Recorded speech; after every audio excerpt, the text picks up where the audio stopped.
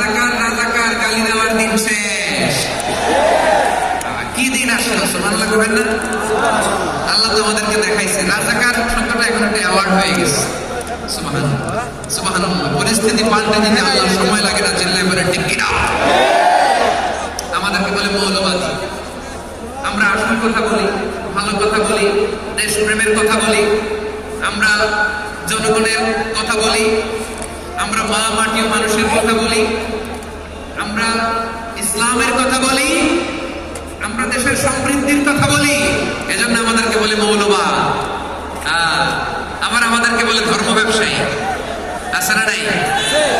আমরা ধর্মের সত্য কথা প্রচার করি, যেটা দেশের ভালো জনগণের ভালো সেটা উপস্থাপন করি, আমাদের বলে ধর্ম ব্যবসায়ী। আমার প্রিয় ভাইরা, যারা ইসলামের কথা বলে, যারা কোরআনের কথা বলে, এরা ধর্ম ব্যবসায়ী নয়। খবরদার আলেমদের বিরুদ্ধে